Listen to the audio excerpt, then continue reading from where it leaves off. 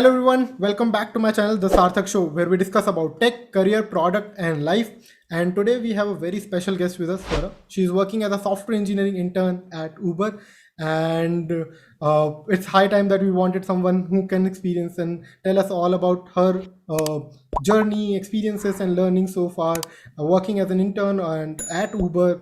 I think one of the prominent user is me. I am using it for most of my weekend plans and getaways and going to office on regular basis. So yeah, would want to know how things work over there and what is her job, what are the things that she did during her college life and during the interview season, like how she cracked this internship.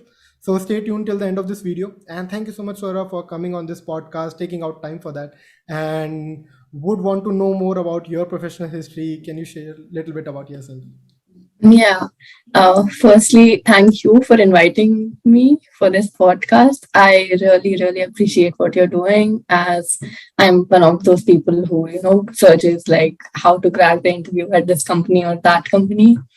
So thank you for that first. And about me, I did my undergraduate in India in a college from Pune, 𝐏𝐚𝐲 College. Worked at Citibank in India itself for 2 years, and now I'm here studying at the University of Florida. I'm doing my master's in computer science, and now I'm here at Uber for my summer internship. Yeah, So that's all about me. Yeah, wonderful life story. I think gradual increase and then landing at one of the finest places. So how did this happen? How did you crack an internship at Uber? What was the story behind that? Okay.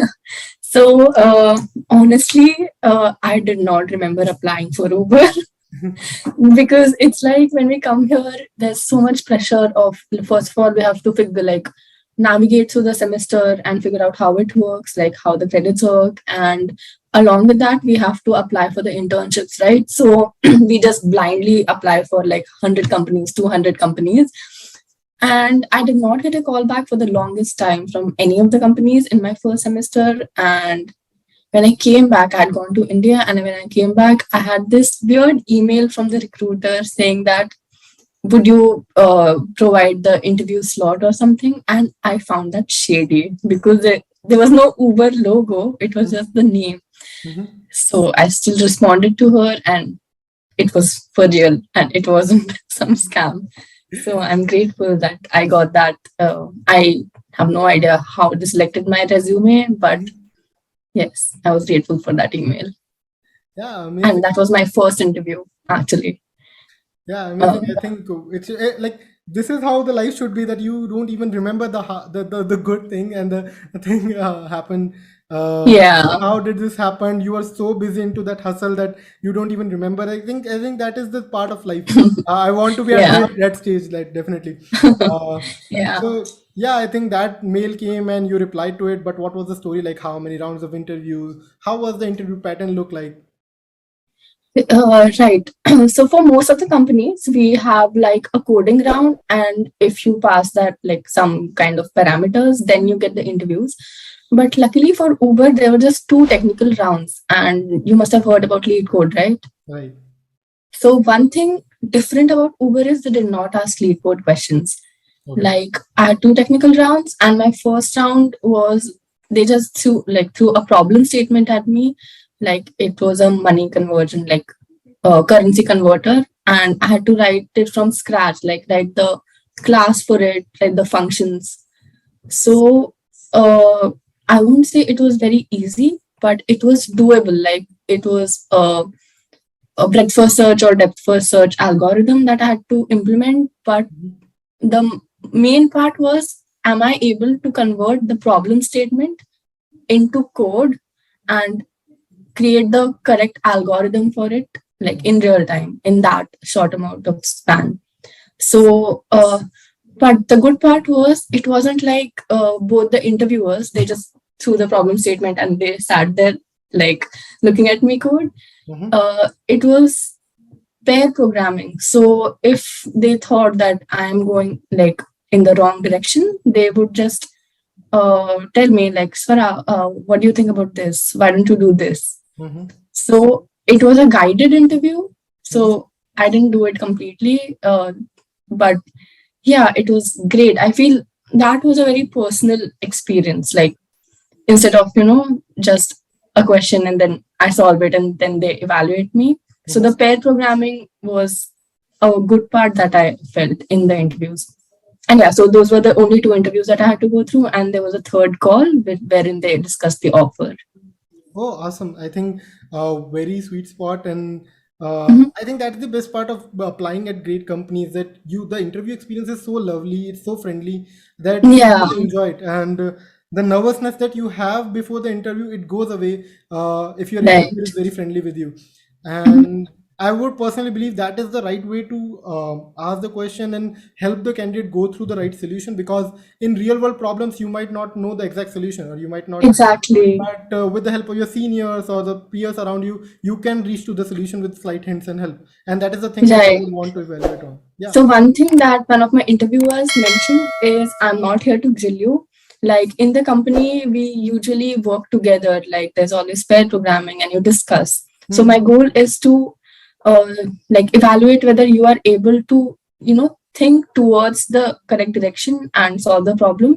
Even I don't know the solution to the problem, is what he said. So we'll work through it together.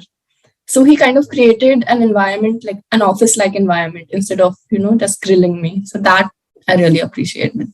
It Correct. made me comfortable.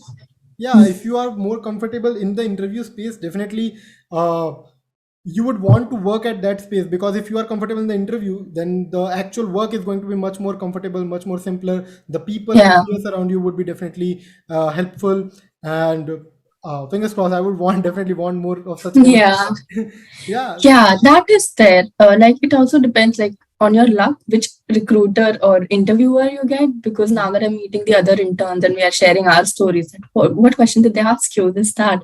So some of them were not that lucky. They were like, I didn't know. It went so bad. Like my interviewer just sat there looking at me. Oh, So yeah. yeah. So It any of the also stories depends that on the you would want individual. to share? Any special stories Yeah. with Uber interviews? Yeah. What? Sorry? Yeah, so I was saying that if you want to share any other stories that this interview happened for you, but so I think you have joined Uber, and how like what team you are part of, and how is it working at Uber looks like? Oh, it's amazing. I am really like grateful for this. The office infrastructure is great. The people are great. And I'm actually working on the Uber Eats app. And just yesterday, like something I created, like it'll go into production next week, and I can tell my friends that, oh, I created this on the app. Yes. So that's like instant gratification.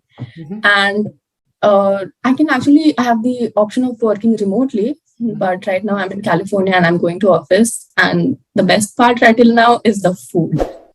There's so much food. There's like lunch, and then you can pack food and take home. I don't have to worry about cooking after I come home. So for me, that's the best part, but I don't think that should be. Also tech. The tech is amazing. Like the way they have organized the code, my onboarding was really smooth. There are code labs, like practical examples to do to familiarize with Uber internal architecture and stuff. So that is also great. Yeah, I think great working place, definitely. I could definitely relate to the food part. I also go to my office most of the days because I get the great food over there. The options and the variety, I definitely love it.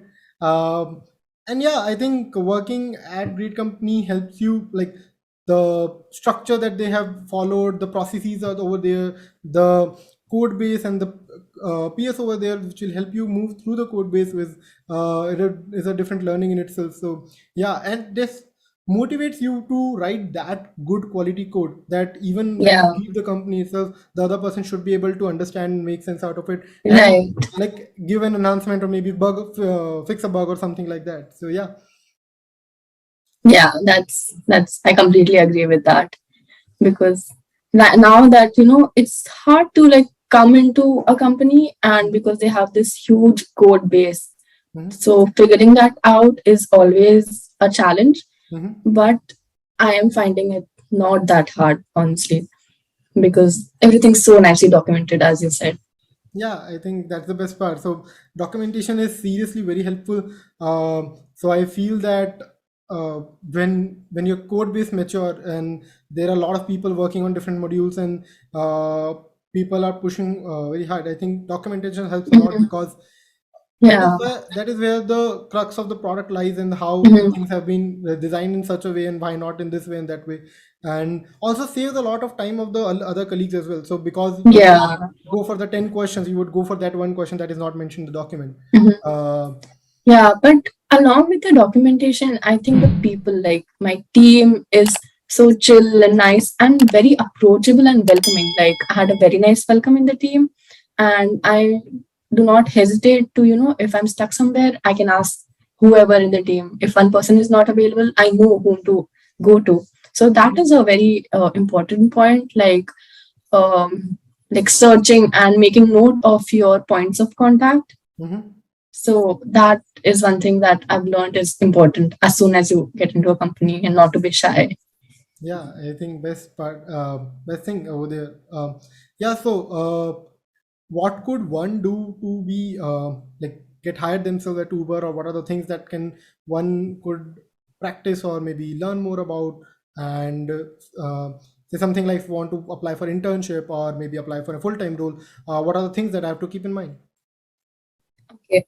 So, like everybody says that if you want to get a job, not only at Uber, anywhere in US, you have to do a lot, like lots and lots of lead code, which is Mm-hmm. not untrue. It is very true because most of the companies ask lead code questions. But here at Uber, as I said, I did not get asked those questions. Mm-hmm. So I think having your fundamentals strong, like your algorithms sorted and data structured algorithms, because my interview, as I told you, was converting the actual world problem statement into logic and code. Mm-hmm. So I think because those fundamentals were good, I could do that in real time. Like there is also some pressure, right? You're nervous at that point, so you might not be able to think clearly. Correct. So if that is clear, then I think you can crack any questions. Mm-hmm. Like apart from Uber, I interviewed for some other companies as well. And honestly, I had not done a lot of lead code. I should have, Mm-hmm. but I had not. And I got asked a lot of lead code questions that I had never come across. And they're like very frequent ones. Mm-hmm. That's why I say that I should have done it.